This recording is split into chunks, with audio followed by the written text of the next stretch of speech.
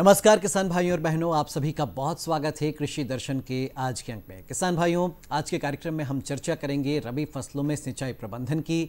दरअसल रबी की जो फसलें हैं उनमें सिंचाई का बहुत महत्व हो जाता है। कुछ असिंचित होती हैं, कुछ कम पानी वाली फसलें होती हैं, किसी में ज़्यादा पानी लगता है। तो आज इन तमाम विषयों पर हम चर्चा करेंगे और मुख्य रूप से हम बात करेंगे गेहूँ की फसल में सिंचाई प्रबंधन कैसे किया जाए। इसके अलावा गेहूँ की फसल की सुरक्षा कैसे करनी है और गेहूँ की फसल में कौन कौन से इन दिनों समसामयिक कार्य करने हैं, इन तमाम विषयों पर आज हम चर्चा करेंगे। और हमारे सवालों का जवाब देने के लिए हमारे साथ स्टूडियो में मौजूद हैं डॉक्टर संजीव वर्मा, वरिष्ठ वैज्ञानिक हैं और कृषि विज्ञान केंद्र बैतूल से आप हमारे साथ इस कार्यक्रम में शामिल हुए हैं। तो डॉक्टर साहब, बहुत स्वागत है आपका। और चलिए चर्चा की शुरुआत करते हैं। सबसे पहले बात रबी की फसलों से जुड़ी ही करते हैं। तो रबी की फसलों की स्थिति सर इस वक्त क्या है, किस अवस्था में है, कौन कौन सी फसलों में कौन से अहम कार्य किसान भाइयों को इस वक्त करने हैं? देखिए, बहुत अच्छा प्रश्न है दीपेश जी। और इस समय चूँकि मौसम में बहुत उतार चढ़ाव चल रहा है, ख़ास करके जो ठंड है बहुत ज़्यादा इस समय पड़ रही है। तो हमारे किसान भाइयों को जो सबसे बड़ी समस्या है वो दलहनी फसलों में, ख़ास करके चना है, मसूर है, मटर है, इनमें पाले की संभावना हो सकती है। ख़ास करके जो हमारा जैसा हम मौसम के अनुसार इस समय कहें कि हमारी जो रबी की फसलें हैं, गेहूँ प्रमुख हमारी फसल है, इसके बाद चना है हमारा, फिर मसूर है, मटर है, इसके अतिरिक्त सरसों का भी काफ़ी बड़ा क्षेत्राच्छादन होता है। और कुछ हमारे जो किसान भाई खरीफ में जो तुअर लगाते हैं तो उसकी देर से पकने वाली जो किस्में होती हैं, तो आशा वगैरह जो किस्में हैं, तो वो अभी इस समय पुष्पन अवस्था में भी होती हैं। कुछ किस्में भराव की अवस्था में भी होती हैं, मतलब फली भराव की अवस्था में भी आती हैं। तो एक तो ये वाली बात है। दूसरा है कि इस समय जब तापमान में गिरावट होती है तो सबसे ज़्यादा नुकसान जो होता है वो इस समय दलहनी फसलों पे होता है। गेहूं की फसल में जब पुष्पन अवस्था में होती है और तब तापमान में गिरावट होती है तो ज़्यादा नुकसान होने की संभावना होती है। चूँकि दलहनी फसलों में इस समय गिरावट है तो हमारे किसान भाइयों को विशेष ध्यान देने की आवश्यकता इस समय पे है कि वो अपने खेतों की मेड़ों पर धुआं करें, जिससे जो एक माइक्रो क्लाइमेट बन जाता है। मतलब एक बहुत अच्छी सिचुएशन, एक टर्म है हमारा माइक्रो क्लाइमेट। मतलब उस जगह पे जब हम धुआं करते हैं तो वो धुआं से उस जगह का जो तापमान में थोड़ा सा बढ़ाव हो जाने की वजह से वहाँ पाला पड़ने की संभावना कम हो जाती है। उसी प्रकार से हमारे जो कहना चाहिए कि हल्की सिंचाई, स्प्रिंकलर जो सिस्टम है हमारा, फव्वारा पद्धति जो सिंचाई की है, यदि उससे हमारे किसान भाई सिंचाई करते हैं तो चूंकि आपने कहा कि जल प्रबंधन, तो अपन जल प्रबंधन वहीं यदि फव्वारा पद्धति से सिंचाई करते हैं तो दो फायदे होते हैं हमारे किसान भाइयों को। एक तो 60% जल की बचत हो जाती है, ठीक बात। और साथ में जो है आप एक माइक्रो जो फव्वारा सिंचाई पद्धति है वो लगभग 40 फीट दूरी तक काम करती, मतलब उसके जो सराउंडिंग एक फव्वारा जो उसका 40 फीट की दूरी को कवर करता, 35 से 40 फीट की दूरी को एक फव्वारा कवर करता है। तो इनका जो सेट होता है 8 से 10 का जो सेट होता है हमारे किसान भाइयों का, तो वो इस तरह से अपने एरिया को कवर करते हैं। और उतनी जहाँ पर फव्वारा सिंचाई पद्धति से सिंचाई किसान भाई करते हैं तो वहाँ कम से कम एक सप्ताह के लिए माइक्रो क्लाइमेट डेवलप हो जाता है। 3 से 4 दिन के लिए। तो वो माइक्रो क्लाइमेट जो है इस जैसे ही तापमान में उतार जो हो रहा है तो वो पास के क्षेत्रों में, आजू बाजू के क्षेत्रों में तो होगा उसका हलचल, मगर जो हमारे जो किसान भाइयों के जहाँ उन्होंने इस तरह से सिंचाई प्रबंधन हल्का सा कर दिया जब तापमान में गिरावट हुई तो वहाँ वो पाले की संभावना बहुत कम हो जाती है। इसके अलावा यदि बहुत ज़्यादा पाले की संभावना हो तो वहाँ सल्फर का भी छिड़काव हमारे किसान भाई करते हैं 2% का हल्की स्प्रे करने से, जो उस समय काफ़ी उससे लाभ मिलता है। दूसरी जो एक और मैं यहाँ पे बात कहना चाह रहा था हमारे किसान भाइयों को कि जब ऐसी सिचुएशन डेवलप हो, ख़ास करके हमारे जो चौड़े पत्ते वाली फसलें होती हैं जिसमें सब्जी में बहुत ज़्यादा होता है, बैगन है आपका, केले की जो खेती करते हैं वहाँ बहुत नुकसान होता है, जिनके पत्ते चौड़े होते हैं, जिनमें कहना चाहिए जल संचय ज़्यादा होता है जिन फसलों में, तो उनमें पाला पड़ने की, आलू में भी पाला पड़ने की ज़्यादा संभावना होती है। तो उस समय हमें तो हल्की सिंचाई करना। मगर हमारे मान लो किसान भाई पे स्प्रिंकलर फव्वारा पद्धति नहीं है, तब उनको अपनी परंपरागत पद्धति से भी सिंचाई करने से काफ़ी हद तक हमें वहाँ पर बचाव मिलेगा। क्योंकि जो हम जब सिंचाई होती है जिन क्षेत्रों में तो वहाँ एक माइक्रो क्लाइमेट डेवलप होता है। साथ ही हमारे जो भूमि है उसमें जो तापमान है, हमारा भूमि का जो तापमान है उसमें अंतर आ जाता जैसे ही हम सिंचाई करते हैं, तो उससे भी हमारी फसल को काफ़ी लाभ मिलता। तो इस समय एक विशेष मतलब ये है कि तापमान जो हमारा जो पाला पड़ने की जो संभावना होती है वो लगभग 20 दिसंबर के बाद होने की संभावना, 20 दिसंबर से 20 जनवरी के बीच में ज़्यादा संभावना होती है। हालांकि जनवरी में 15 जनवरी जैसे संक्रांति के बाद जो तापमान में जो कमी होता है उसके पहले संभावना होती है। बिल्कुल, लेकिन आपने जो 2-3 उपाय बताए अगर किसान भाई उनको आजमाएंगे तो ज़रूर वो पाले से अपनी फसलों को बहुत हद तक नुकसान जो अपना कम कर सकते हैं। सर, अगर अब सिंचित गेहूं की बात करें, कौन कौन सी किस्में होती हैं, अर्ध सिंचित या कहें कि जो अर्ध संचित रहती हैं, वो तो कौन कौन सी किस्में और उनमें क्या ध्यान रखना? मुख्यतः गेहूं में जो है सिंचाई का विशेष महत्व है और हमारी जो सिंचित गेहूं की किस्में हैं अधिकतर किसान भाई जो हमारे क्षेत्रों में लगाते हैं सिंचित गेहूं की किस्में आजकल बहुत लगाने लगे हैं, जिनमें GW 322 है, लोकवन हमारी परंपरागत है, HI 1544 है, 8759 जो हमारी पूसा तेजस के नाम से ड्यूरम में आ गई है, बहुत सारी ड्यूरम और भी किस्में आ गई हैं, वो भी हमारे किसान भाई लगा रही हैं सिंचित गेहूं में। अर्ध सिंचित अवस्था में हमारा MP 3336 है, MP 1201 है, ये अर्ध सिंचित अवस्था की हमारी जो किस्में हैं। 1202 भी हमारी कम सिंचाई की ही है एक तरह से हमारी जो किस्में है। इसके अलावा जो हमारे जो किसान भाई कहना चाहिए अर्ध सिंचित जैसे हम बोलते हैं, असिंचित भी किसान भाई बोलते हैं कि नमी जब रहती है, खरीफ की फसल की कटाई उनकी होती है, उस समय हमारे बहुत बड़े क्षेत्र में शरबती की किस्में भी लगाई जाती, सुजाता है, C306 है, ये किस्में हमारी परंपरागत तरीके से। लोकवन भी हमारे किसान भाई जब पानी कम रहता है तो वो जिन क्षेत्रों में, तो वो काफ़ी क्षेत्रों में आज भी लोकवन लगाते हैं वो। तो इनमें पानी की उतनी आवश्यकता नहीं रहती, हमारे किसान भाई कम पानी है तो वो कम पानी में ये किस्मों से उत्पादन प्राप्त करते आ रहे हैं। परंतु जो हमारी सिंचित किस्में जो मैंने बताई हैं तो इनमें यदि क्रांतिक अवस्थाओं में 3 पानी देना है और पूरी जब भरपूर सिंचाई हमारे पास उपलब्ध हो तो उस समय हमें 6 पानी सिंचित किस्मों में लगते हैं। तो जैसे कि मैंने जो किस्में उससे उस पर हम जाएंगे विस्तार में, लेकिन अगर हम फसल अवधि के हिसाब से बात करें तो सिंचाई प्रबंधन कैसे करना है किसान? देखिए, जो फसल अवधि की हम बात करें तो GW 322 है जो किस्में है हमारी, वो लगभग 120 से 125 दिन की अवधि की है। वहीं हम शरबती की किस्मों की बात करें तो वो 130 135 दिन 140 दिन तक की किस्में हमारी पुरानी जो किस्में हैं, जिनको हम अर्ध सिंचित किस्में भी कह रहे हैं। तो जिनकी बुवाई अक्टूबर माह में हमारे किसान भाई लगभग कर देते हैं। और जो सिंचित किस्में हैं वो हमारी 15 नवंबर यानी कि खास करके 20 नवंबर के बाद ही होती है और उपयुक्त समय 25 नवंबर के लगभग माना जाता। 25 नवंबर से 30 नवंबर के बीच में उनको अपनी बुवाई फसलों की कर देना चाहिए। कई क्षेत्रों में हमारे किसान भाई बुआई में देरी हो जाती है तो वो दिसंबर के महीने में भी फसलों की बुवाई करते हैं। तो फिर वहाँ पे उनको किसान भाइयों को हमें कम अवधि की फसलों की बुवाई करना है, मतलब जिन फसलों गेहूं की किस्मों की जो कम अवधि है, जिसमें MP 3336 एक बहुत अच्छी किस्म है जो लगभग 100 दिन में पक के तैयार हो जाती है। तो इस तरह की किस्मों को भी हमारे किसान भाइयों को चयन करना चाहिए जिन क्षेत्रों में कम अवधि की। अब वो दिसंबर माह के अब जनवरी आ गया तो लगभग, तो उस समय कौन सी चयन करें इस बात का। और फिर पानी कितना उनके पास उपलब्ध है ये विशेष है। भाई आप पे यदि पानी की उपलब्धता भरपूर है तो स्वाभाविक है कि संचित किस्म को ही आपको चयन करना है। पानी आपके पास कम है, मध्यम है, तो फिर किस तरह से उसका प्रबंधन करना है और इस तरह से उनको किस्मों का चयन उनको अवधि को देख करके करना चाहिए। मतलब 135 दिन तक की किस्में हैं, 135-40 दिन, और यहाँ आपकी 100 दिन की भी किस्में हैं। तो इस पूरे रेंज में जो हमारी किस्म चलती हैं, लगभग जो अधिकतर किस्में 110 दिन 115 दिन की हैं, जो HI 1544 हमारे बहुत बड़े क्षेत्र में बोई जाती है, वो 115 दिन की है लगभग। तो वो भी काफ़ी पॉपुलर है, हमारे किसान भाई वो भी लगाते हैं। तो किसान भाइयों, वक्त एक ब्रेक का है और ब्रेक के बाद जब हम हाजिर होंगे तो जानेंगे कि गेहूं की फसल की सुरक्षा कैसे करनी है और किस तरीके से इस बार सिंचाई प्रबंधन आपको करना है ताकि आपको अच्छा उत्पादन मिले। जल्द हाजिर हो रहे हैं छोटे से ब्रेक के बाद।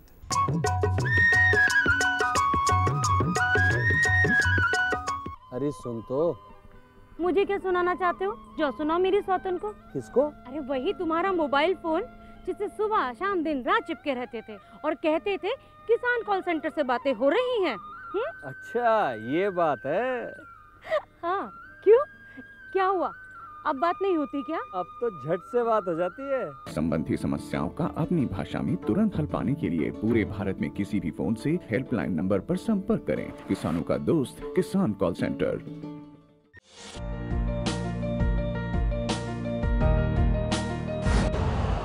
यूरिया का स्वदेशी उत्पादन 70 लाख टन बढ़ाने के लिए 6 उर्वरक संयंत्रों का उद्धार किया जा रहा है। FCIL के गोरखपुर, सिंदरी, तलचर और रामागुंडम संयंत्र, HFCL की बरौनी इकाई और BVFCL की नामरू फोर्थ। सोने पर सुहागा ये है कि देश में अब बनेगा सिर्फ नीम लेपित यूरिया, क्योंकि इससे होगा किसानों का फायदा ही फायदा। अनाज का उत्पादन 10% तक बढ़ेगा। बढ़ेगी 10 से 15% नाइट्रोजन क्षमता।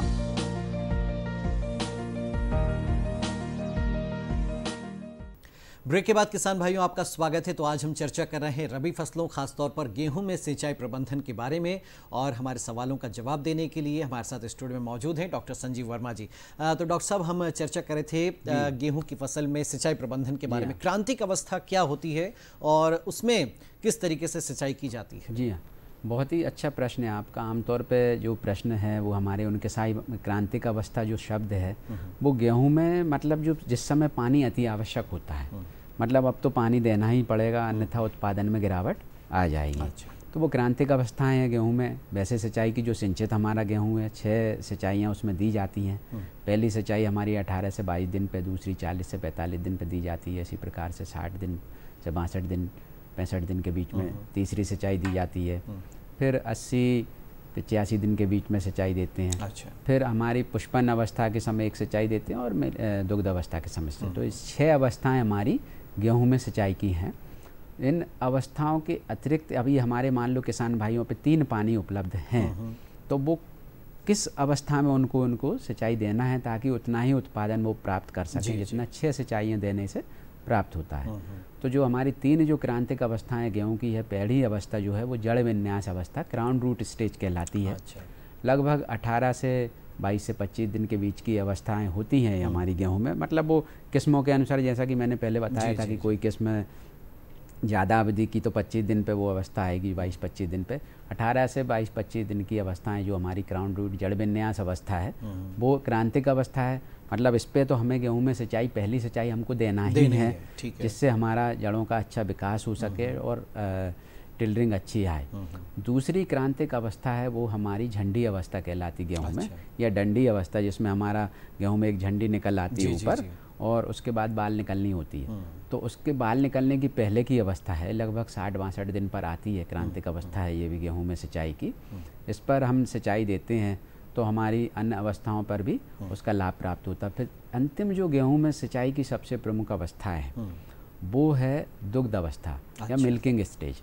मतलब अब वो कोई भी किस्म हो, आप गेहूं के दाने को दबा के देखें, उसमें यदि दूध निकल रहा है तो उस अवस्था पे हमें गेहूं में सिंचाई देना ही है। मतलब ये जो 3 क्रांतिक अवस्थाएं हैं, इन अवस्थाओं में हमारे किसान भाई यदि सिंचाई करते हैं गेहूं में तो भी लगभग उनको उतना ही उत्पादन प्राप्त होता है जितना 6 सिंचाई वाले किसान को प्राप्त होता है। साथ ही जो अवस्थाओं की पहचान मैंने जो बताई है, जड़ विन्यास अवस्था हो सकता है किसी लंबी अवधि की कोई किस्म है, कोई कम अवधि की किस्म है, तो वो पहले 18 दिन पे शुरू हो जाएगी, लंबी अवधि की तो 25 दिन पे शुरू होगी।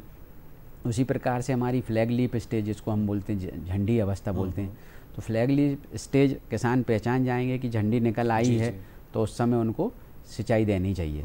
उसी प्रकार से अंतिम अवस्था मिल्किंग स्टेज, जैसा कि मैंने बताया दुग्ध अवस्था, तो दबा करके देख करके वो पहचान सकते हैं। सर, सिंचाई का कोई टाइमिंग विशेष होता है या क्या तरीका होना चाहिए, सही तरीका सिंचाई? देखिए, जैसा कि मैंने जो क्रांतिक अवस्थाएं बताई हैं, ये लगभग पहली हमारी 18 से 25 दिन में आती है, दूसरी 60 से 65 दिन में, और आखिरी जो हमारी मिल्किंग स्टेज वो 90 दिन के बाद हमारे गेहूं में आती है। उसके बाद डफ स्टेज कह लें, जिसको हम मैच्योरिटी स्टेज भी बोलते हैं, वहाँ भी हमारे गेहूं में सिंचाई की आवश्यकता होती है। यदि 6 सिंचाई किसान दे रहे हैं, यानी सुबह शाम, इसमें कोई ध्यान देना चाहिए? इसमें जो दूसरा समय पानी देने का जो विशेष है, इसमें गेहूं में सिंचाई का ऐसा कोई विशेष समय निर्धारण नहीं है। कभी भी हमारे गेहूं में सिंचाई किसान भाई कर सकते हैं।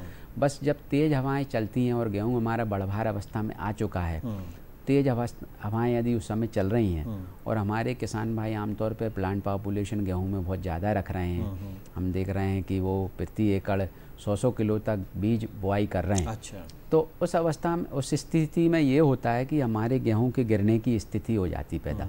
हवाएं तेज़ चल रही हैं, हम सिंचाई कार्य कर रहे हैं, तो फसल गिरने की स्थिति बन सकती है। तो हमें जब तेज़ हवाएं चलें तो उस समय सिंचाई को रोक दें कुछ समय के लिए।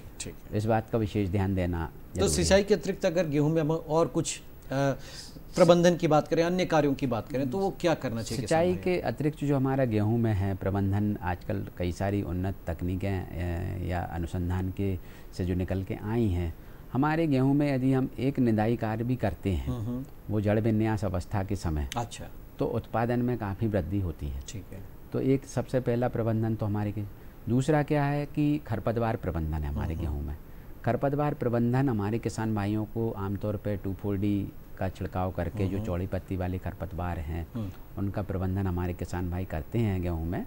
और इसके अलावा सल्फ्यूरॉन मिथाइल भी हमारे किसान भाई चौड़ी और सकड़ी पत्ती वाले खरपतवारों के लिए प्रयोग करते हैं गेहूं में, ताकि खरपतवारों का समुचित प्रबंधन किया जा सके, उत्पादन में वृद्धि हो सके। परंतु जो खरपतवार नाशक है उसका छिड़काव हमारे यदि किसान भाई कर रहे हैं तो वो 25 दिन तक उन्हें छिड़काव कर लेना चाहिए। अच्छा। 1 माह के भीतर उन्हें खरपतवार नाशी का छिड़काव कर लेना चाहिए। उसके बाद नहीं, तो उससे उनको अच्छे रिजल्ट मिलेंगे। और उसके बाद भी हमारे कई किसान भाई छिड़काव कर देते हैं 35 दिन, 40 दिन, 45 दिन, तो उसमें फसल पर भी उसका प्रभाव खरपतवार नाशी का रसायन का पड़ता है, जो रेसिडुअल इफेक्ट कहलाता है। तो वो पीली दिखेगी, आपकी फसल बढ़भार रुक जाएगी कुछ समय के लिए। तो ऐसी स्थिति देखने को मिलती है। तो देखिए किसान भाइयों, यहाँ पर ये बहुत सावधानी रखना है आपको कि अगर आप खरपतवार के लिए कोई रासायनिक प्रबंधन कर रहे हैं, कोई छिड़काव कर रहे हैं रासायनिक दवाओं का, तो वो 25 दिनों के अंदर अंदर कर लें। उसके बाद अगर आप करेंगे तो फसल पर उसका असर होगा। अच्छा डॉक्टर साहब, एक हमारे कई किसान भाई ये करते हैं कि 2 फसलें एक साथ ले रहे हैं, अंतर्वर्ती फसलें ले रहे हैं। हाँ। गेहूं के साथ कोई और फसल ले रहे हैं, तो उसमें सिंचाई प्रबंधन कैसे फिर करना? बहुत अच्छा प्रश्न है ये आपका। आमतौर पे जो हमारे किसान भाई जो इस तरह की स्थिति बनती है, जो 2 फसल लेते हैं, तो वो रेनफेड की अवस्था में लेते हैं। मतलब जहाँ पर वर्षा आधारित खेती होती जिन क्षेत्रों में, तो वो हमारे किसान करते हैं कि 4 कतारें गेहूं की बोदी, 2 कतारें चने की, या 4 कतारें चने की बोदी, 2 कतारें गेहूं की, इस तरह की बुवाई कार्य करते हैं। गेहूं उनका खाने के लिए होता, चना उनकी मुख्य फसल हो जाती। अच्छा। ऐसी स्थिति भी बन जाती कई बार। मतलब वो सिंचाई प्रबंधन की वजह से ही ऐसा कार्य करते हैं। तो ऐसे हमारे जो किसान भाई अंतर्वर्ती खेती कर रहे हैं, तो उन्हें सिर्फ क्रांतिक अवस्थाओं की 2 सिंचाइयाँ करना चाहिए। तो क्रांतिक अवस्थाओं में हमारी पहली तो जड़ विन्यास अवस्था, चना भी यदि उनने गेहूं के साथ बोया है तो जड़ विन्यास अवस्था पे उनको सिंचाई करना है। और चूंकि उनने मान लो शरबती या सुजाता या लंबी अवधि वाली किस्मों को लगाए, तो 25-30 दिन पर भी सिंचाई प्रथम सिंचाई कर सकते हैं। अच्छा। उस समय चने में भी सिंचाई की प्रथम अवस्था हमारी बनती है, लगभग 30 दिन पे हम चने में प्रथम सिंचाई कार्य कर सकते हैं। तो एक साथ दोनों का सिंचाई कार्य हो सकता है। साथ ही अगली सिंचाई भी उनको देना है, तो वो फिर उनको मिल्किंग स्टेज पे देना है, दुग्ध अवस्था पे देना है, जो बचा हुआ पानी बचा के जो रखना है। तो उधर चने में घेंटियाँ बन जाएंगी, इधर इसमें मिल्किंग स्टेज आएगी। अच्छा। उस समय उनको सिंचाई कार्य करेंगे तो उत्पादन अच्छा मिलेगा। अच्छा। और अंतर्वर्ती फसल हमारे किसान भाई लगाने का, जैसा मैंने बताया कि भाई एक फसल को उनको फ़ायदा नहीं मिला, नुकसान हुआ या कुछ इस प्रकार से उनको, तो वो दूसरी फसल उनकी कम से कम लाभ मिल जाएगा। जी। तो बराबर उनको जो हमारा अनुपात होता है 1.5 1.6 का अनुपात होता है कि नॉर्मल से 1.5 गुने के फ़ायदे में तो वो रहते ही हैं। तो ये बहुत अच्छी है। यदि अंतर्वर्ती खेती भी हमारे किसान भाई करते हैं तो उसमें भी सिंचाई प्रबंधन एक साथ वो कर सकते हैं। चने और गेहूं में बहुत कोई अच्छा दिक्कत नहीं आएगी, कोई दिक्कत नहीं आती, अच्छा संयोग बनता है। तो देखिए किसान भाई, ये आपको चिंता नहीं करनी कि अगर हम 2 फसलें एक साथ ले रहे तो कब किस फसल के लिए कैसे हमें सिंचाई प्रबंधन करना है। चने के अगर साथ आप गेहूं ले रहे हैं तो कोई दिक्कत की बात नहीं। जैसा डॉक्टर साहब ने बताया, आप उसी पद्धति को अपनाएं और उससे आप जो है सिंचाई करके अच्छी फसल ले सकते हैं।